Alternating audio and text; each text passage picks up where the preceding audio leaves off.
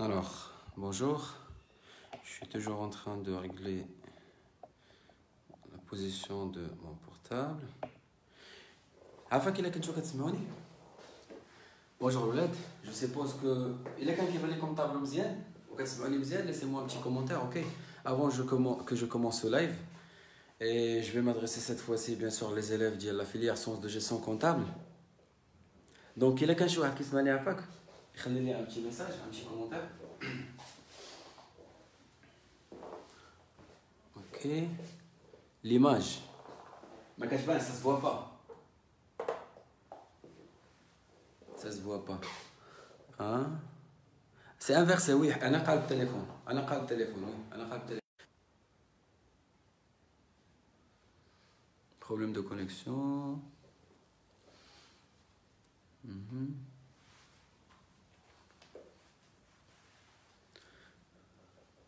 Alors, Ketman, le titre qui est bien ou le qui match?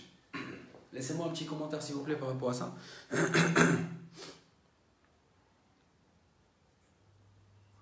Ou bien sûr, la DG7 à Guillaume Afak, ok, c'est une notion très importante. Et surtout, bien sûr, au niveau de l'examen national et aussi pour le premier contrôle. Le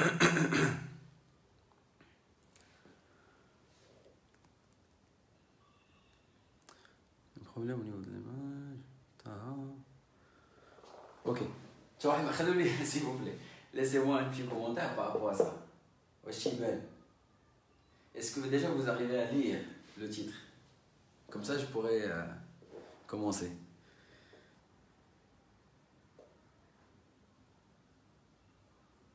Alors. Ok, et cette personne... Est-ce que vous m'entendez déjà? Est-ce que vous m'entendez? Je suppose que non. Habibi, Amin Salah. Ok, أستاذنا الزوين. لا هو كيقصد الكتبة اللي في السبورة مقلوبة. الكتبة اللي في السبورة اللي مقلوبة. Un problème de connexion, cher ami. Ok. Il y a que des problèmes de connexion. D'abord, la le téléphone, je vais te chercher السبورة كامل, c'est ça le problème. Ah d'accord, ça. Merci, Amin, merci beaucoup. Alors, l'organisation de l'approvisionnement, ça marche. Bien sûr, je vais essayer de garder ce live sur la page. Alors, pardon. La notion de l'approvisionnement, c'est une notion qui est très importante. Je vais essayer en fait de décaler un petit peu les commentaires, juste momentanément, ok? Alors, c'est une notion très importante pour la simple raison, parce que normalement, c'est une notion qu'on trouve au niveau de l'examen national, ok? Alors, qu'est-ce que l'élève normalement doit comprendre, doit maîtriser pour pouvoir répondre à toutes les questions qui concernent l'approvisionnement? Bien. Alors, au début, je commence par une petite définition. C'est quoi l'approvisionnement? Au sens large, ok? L'approvisionnement comporte deux parties, deux actes, deux opérations, deux volets. 1. L'achat. 2. Le stockage. Le stockage. L'achat de quoi? Le stockage de quoi? L'achat de la matière nécessaire, bien sûr, au fonctionnement de l'entreprise. Pourquoi je n'ai pas dit déjà la matière première? Pour la simple raison, parce que si on dit la matière, finalement, peut-être que c'est une matière première, sinon une marchandise. Parce que la fonction d'approvisionnement concerne les entreprises commerciales ainsi que les entreprises industrielles. Ça marche. Même parfois les entreprises de services. C'est pour cela que je viens de dire la matière. Donc, je répète. L'organisation de l'approvisionnement comporte normalement deux actes, deux opérations, deux volets. L'achat et le stockage. Là, c'est au sens large. Au sens strict, c'est l'achat. Mais à notre niveau, on va s'intéresser à ces deux parties-là. C'est la raison pour laquelle on va opter pour le sens large de la définition. Vous allez me dire, monsieur, on aura déjà la définition au niveau de l'examen? Oui, c'est possible. C'est possible. C'est possible d'avoir une question par rapport à la définition. Par exemple, définissez par exemple le mot en gras souligné, et le mot en gras souligné, ce sera l'approvisionnement. Où tu connais la définition. Donc d'une manière très simple, l'approvisionnement est un ensemble d'opérations, ok, qui permet à l'entreprise d'acheter, d'accord, la matière nécessaire à son fonctionnement. Là, c'est une définition qui est très simple. Alors, avant de commencer l'achat, parce que l'approvisionnement fait le cours, on commence d'abord par l'achat. Au niveau de l'achat, qui est plusieurs notions, le processus de l'achat bien sûr, les objectifs de la fonction d'achat, l'évolution de la fonction d'achat et ainsi de suite. Au niveau du stockage, on a ce qu'on appelle la gestion des stocks et à ce niveau-là, on va voir ensemble, Inch'Allah, les objectifs de la gestion des stocks. Mais avant déjà de commencer l'achat et le stockage, l'élève il doit maîtriser vraiment deux notions qui sont très importantes. Pourquoi? Parce que ce sont deux notions qu'on trouve au niveau de l'examen national. Bien. Alors, je commence par ces deux notions-là. Avant l'achat, avant le stockage. Ça marche. Et bien sûr, à ce niveau-là, c'est-à-dire au niveau de cette partie, c'est l'amont. Ok, l'amont de la chaîne, on trouve bien sûr le fournisseur. Et finalement ici, on trouve le client.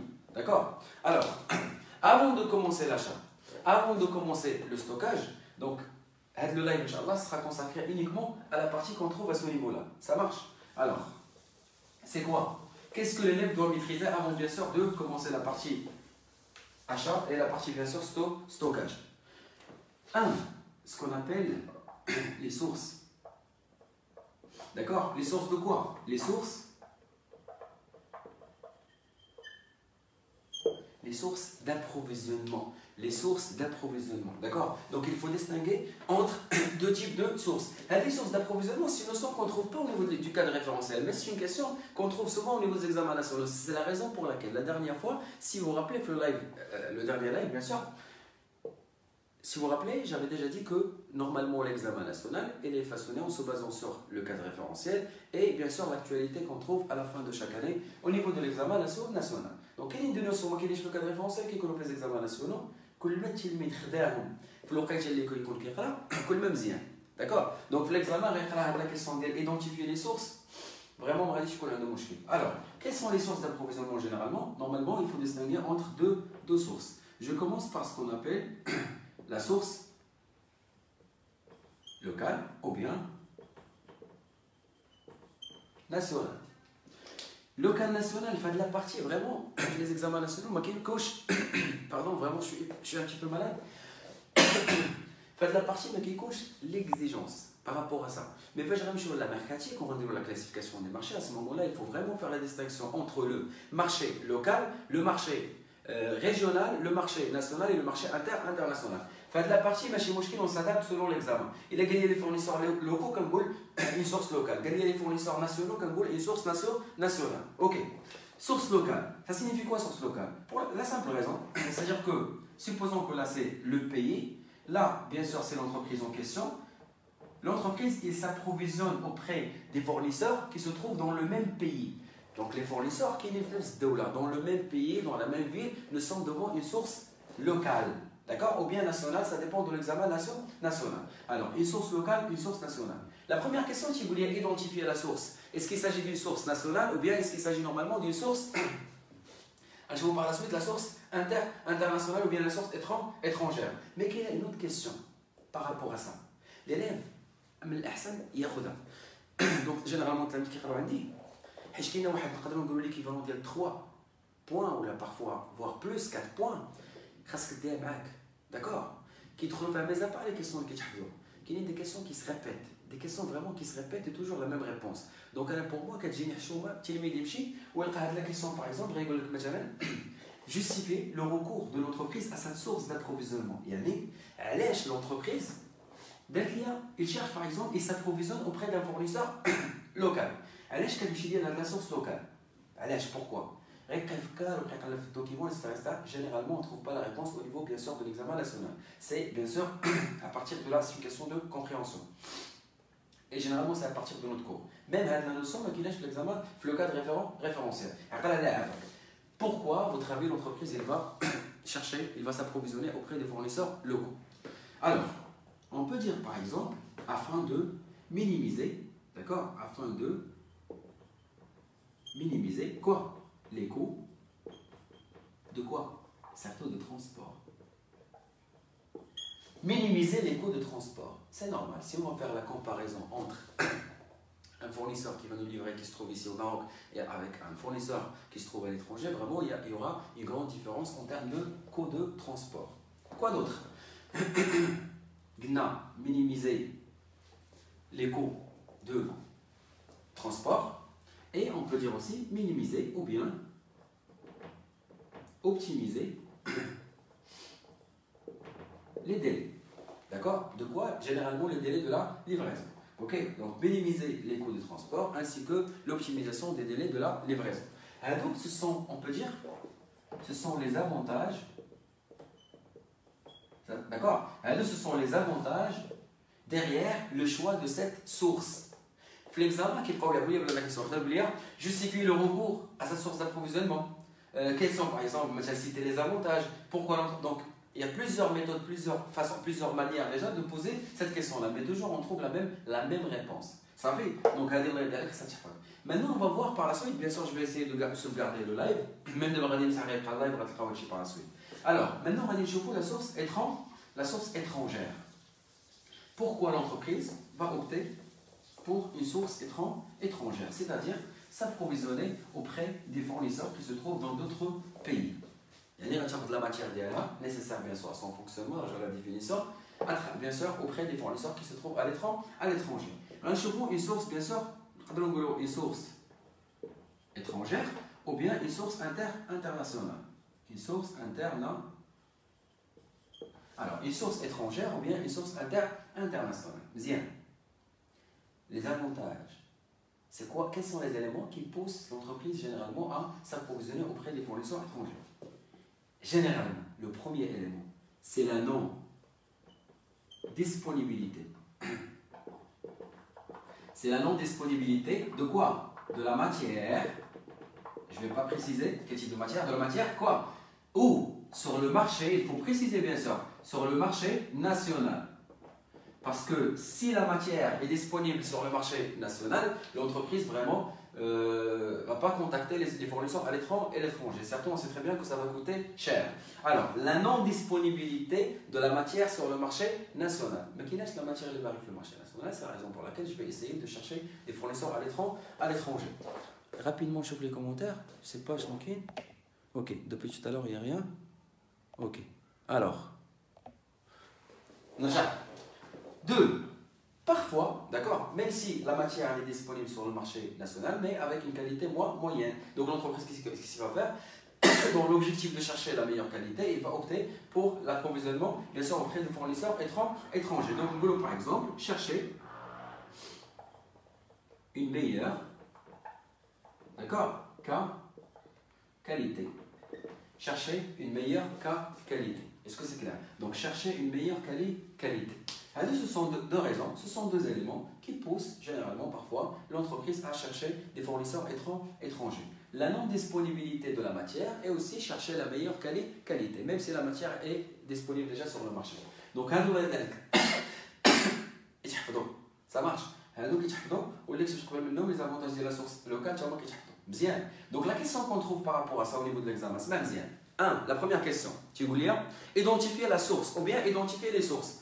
Généralement, avec justification, régulière des sources, logiquement parlant, locale ou étrangère, donc régulière à côté, justifier. Sinon, régulière, identifier la source. Et finalement, on va se retrouver devant une seule source. Bien, la deuxième question, donc on a identifié la source. La deuxième question, justifier le recours de l'entreprise à cette source d'approvisionnement. Ou bien, justifier le recours de l'entreprise à ses sources d'approvisionnement. Il y a une autre question par rapport à ça. Parfois, tu as quelques examens nationaux, je vais vous dire. D'abord, on les avantages de la source. Par exemple, la diversification, l'intérêt, l'utilité de la diversification des fournisseurs. C'est-à-dire, pourquoi l'entreprise, au lieu de s'approvisionner auprès d'un seul fournisseur, il va s'approvisionner, bien sûr, auprès de 4, 5, 6, et ça dépend de, bien sûr, la nature de l'activité de l'entreprise. Pourquoi on l'a précisé l'intérêt de la diversification des fournisseurs. La diversification des sources d'approvisionnement. Pour les examens de checking. Je vais vous dire pour la simple raison. Pourquoi l'entreprise va s'approvisionner auprès de plusieurs fournisseurs? 1. Pour mettre les fournisseurs en concurrence. Donc pour mettre les fournisseurs en concurrence. C'est normal. 2. Obtenir le meilleur prix. C'est tout à fait normal. Par exemple, tu cherches le meilleur prix. Ça marche. Donc mettre les fournisseurs en concurrence, chercher plus ou moins la meilleure qualité, pourquoi pas chercher le meilleur prix et éviter, d'accord, le risque de la dépendance, normalement, à un seul fournisseur. Parce que dès que tu mets la matière, elle est 100%. 100% de la matière, d'accord, quand tu as un seul fournisseur. Un jour, bien sûr, par exemple, suite à un conflit par exemple, ou un truc comme ça, je ne sais pas. Donc, si ce fournisseur-là refuse de me vendre sa matière, qu'est-ce que ça va se passer? Donc, normalement, on va se retrouver devant une situation de rupture de stock, chose qui va générer l'arrêt de la production et bien sûr, la réputation de l'entreprise sera impactée. Ça marche. Donc, c'est la raison pour laquelle la majorité des entreprises préfèrent normalement de s'approvisionner auprès de plusieurs fournisseurs. Pourquoi? Donc, pour éviter la dépendance à un seul fournisseur. Est-ce que c'est clair? Alors, bien. D'abord, c'est la partie des sources. D'abord, je vois la deuxième notion, ou bien le deuxième élément à maîtriser au niveau de l'approvisionnement.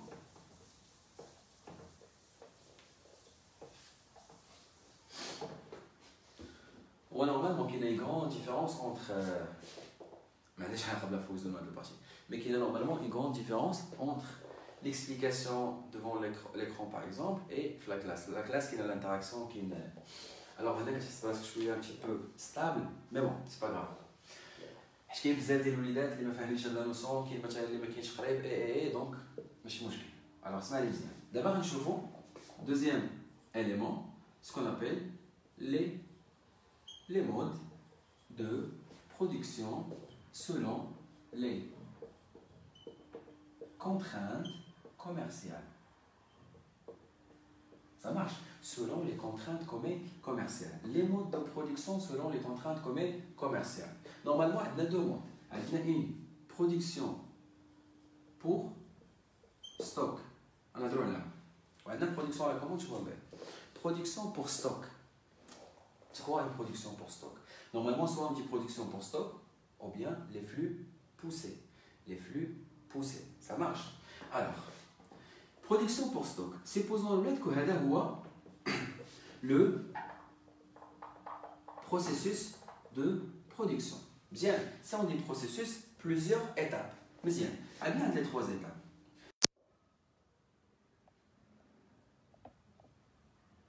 Alors, je suis désolé. Alors, les flux normalement poussés. Les flux poussés vers le stockage, c'est-à-dire le processus de production est conditionné normalement par le niveau de stock. De quoi? De produits finis. L'entreprise il se base sur ce niveau de stock-là pour lancer le processus de production. Généralement pour les produits de grande consommation. Et déjà pour pouvoir lancer cette production, l'entreprise il se base sur quoi? Sur des prévisions.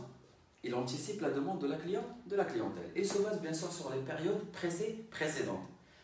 À titre d'exemple, Centrale Danone Matalan, la quantité consommée dans le quartier X, dans le quartier Y. Donc il se base sur ces éléments-là déjà pour lancer la production. Et bien sûr le niveau de stock.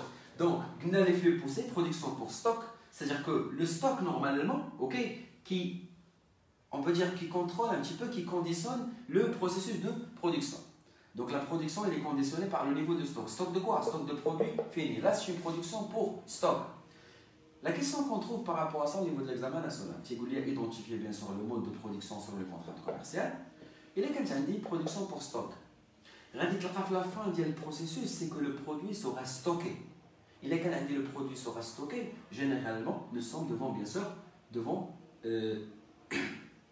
ce mode, devant un mode de production pour stock. Bien. Sinon, l'anticipation de la demande. L'anticipation,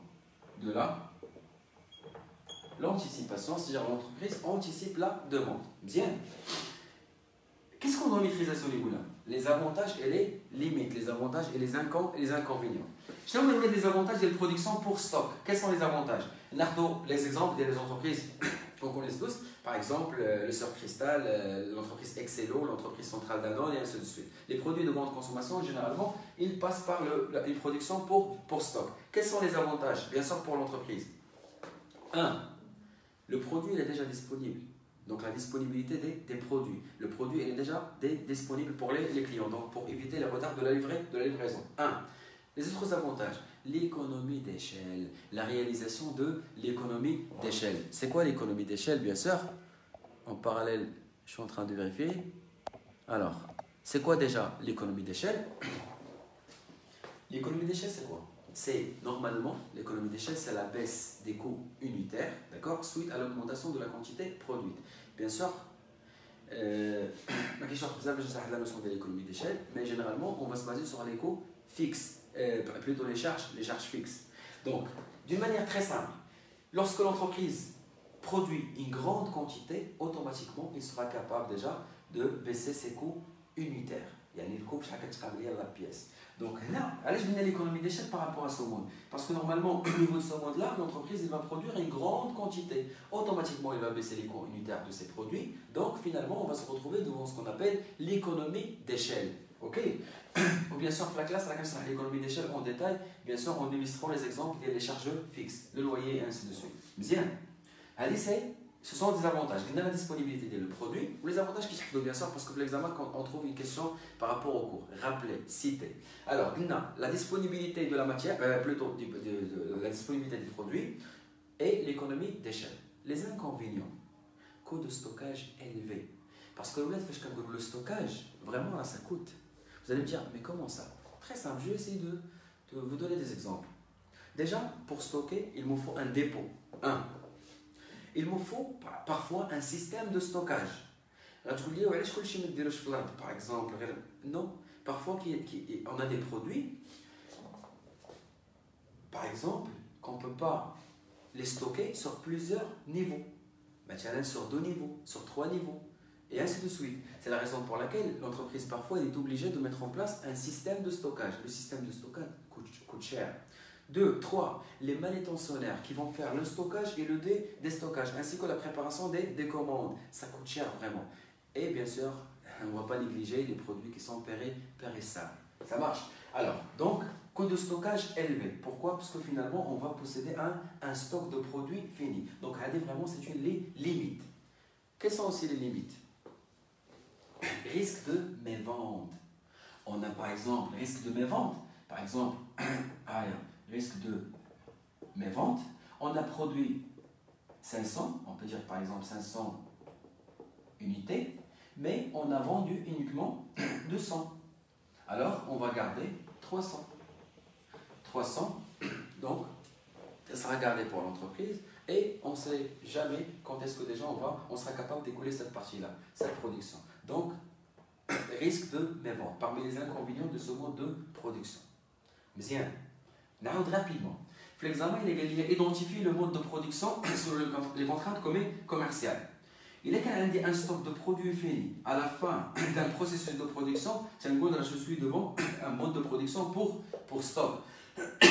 D'accord? Mais par exemple, la notion. Par exemple, il y a une entreprise pour lancer la production, il se base sur des prévisions, il anticipe la demande, il se base sur des statistiques, des trucs comme ça. Ça marche. À ce moment-là, on peut dire aussi que l'entreprise opte pour un mode de production pour stock. Les avantages des limites, par la suite, je vais essayer de partager avec vous mon résumé, bien sûr, de cette partie-là, et vous aurez bien sûr les avantages des limites. Ça marche, on a des problèmes d'extraction. Mais le un chevaux production à la commande.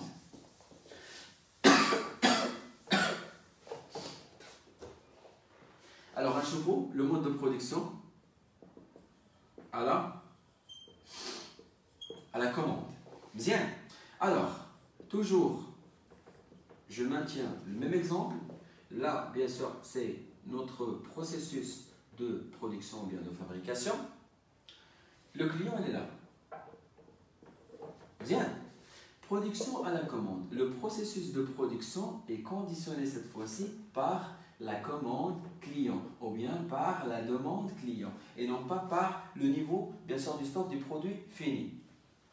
On reçoit la commande, à ce moment-là, on commence la production. Donc, le processus de production n'est déclenché qu'après la réception d'une commande, qu'après la réception d'une demande. Bien, allez, c'est ce qu'on appelle production à la commande. Quels sont les avantages? Produit peut-être de meilleure qualité, produit personnalisé, parce qu'on va essayer de satisfaire au maximum la commande client. On va se baser sur la commande pour déjà déterminer les caractéristiques de ce produit-là. Finalement, on va se retrouver avec un produit personnalisé. D'accord? Là, c'est un avantage. Quoi d'autre? Parmi les avantages. Production à la commande. On a une meilleure qualité. Donc, produit qui est personnalisé. Les inconvénients maintenant. Les limites de production à la commande. Quelles sont les limites? Processus de production lent.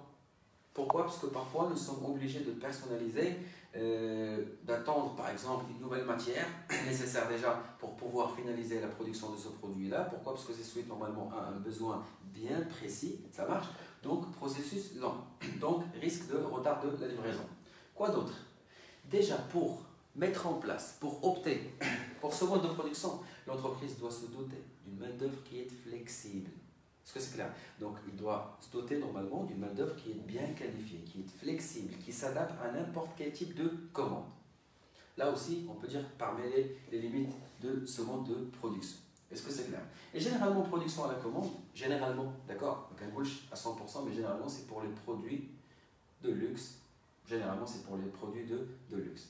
Alors même la restauration, on peut passer. Mais est-ce que c'est possible parfois de trouver les deux à la fois? Oui, c'est possible de trouver les deux à la fois. Parfois, on pourra se retrouver devant les deux modes au niveau de la même entreprise, c'est-à-dire au niveau de la même activité. Un certain type de produit, c'est production pour stock. Un autre type de produit, c'est un mode de production à la commande. C'est possible, bien sûr, de trouver ça même au niveau de la réalité et aussi au niveau de l'examen national. Alors, on va rapidement aussi la dernière année. Fin de live, bien sûr, l'approvisionnement. L'approvisionnement au sens large, normalement, c'est une opération qui comporte deux volets. Ça marche. L'achat, le stockage. Avant même d'entamer l'achat et le stockage, je viens à la notion. Au début de le live, je les sources d'approvisionnement. La source locale, la source nationale et la source étrangère, la source internationale. Je bien sûr les avantages de chaque source. Par la suite, je les modes de production selon les contraintes commerciales. Production pour stock et production à la commande. Je bien sûr l'explication de chaque mode, où je les avantages ainsi que les limites.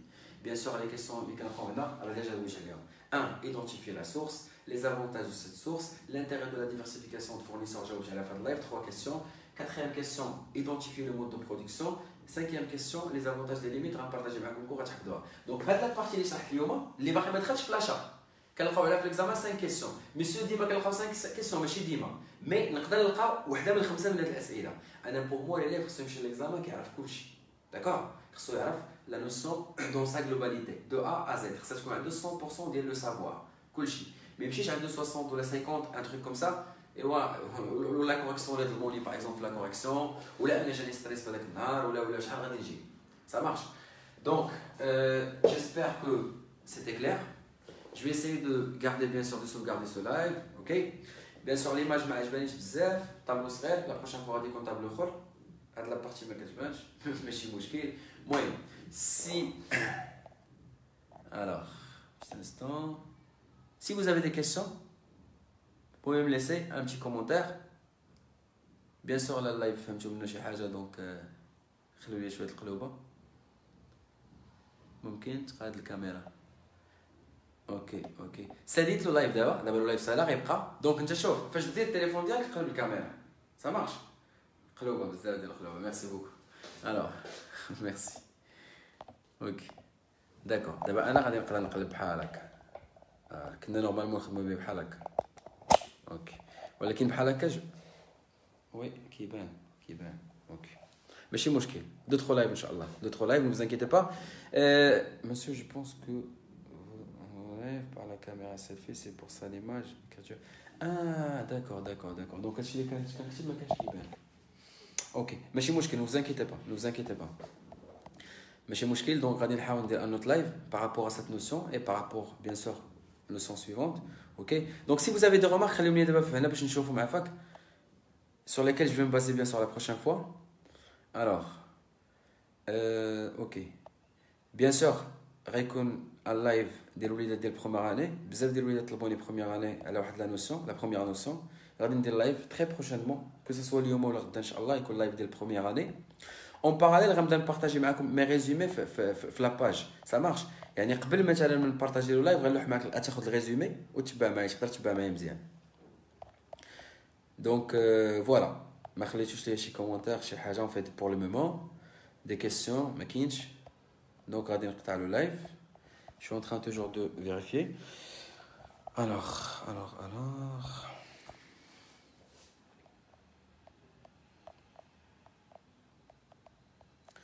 ok les enseignants اللي كانوا معايا في هذا اللايف كمال الزهراوي très compétent في les statistiques très compétent très connu سيد امين صلاح très compétent en économie bien sûr تكونوا كتعرفوه voilà ou bien sûr التلاميذ ديال les années précédentes ok alors فاطمه الزهراء monsieur واش كدير لي كور supérieur لا بور لو مومون ان فيت كاينه ليدي ما كايناش المهم الا كانت شي حاجه غادي تكون في لاباج سينون الا دخلتوا عند هاد لي دوز انسينيون دابا اللي عندي استاذ كمال الزهراوي واستاذ امين صلاح بجوجهم بيان سور كيديروا لي كور ديال سوبيريور اوكي كيديروا لي كور ديال سوبيريور وانا اللي كنت غندير شي حاجه في سوبيريور جينيرالمون غتكون المانجمنت اوكي و بيان سور جو في اسيي دو بارطاجي افيك فو دي لايف ميرسي بوكو ايا رضواني ميرسي بوكو تلميذه ديال العام الفايت ميرسي بوكو فوالا الوغ دونك غادي نخليكم سا مارش لو لايف غادي يبقى سوفغاردي غنحاول حتى نشوفو باش نشوف هذيك القضيه ديال الطابلو اللي قلت ليا كندير اوكي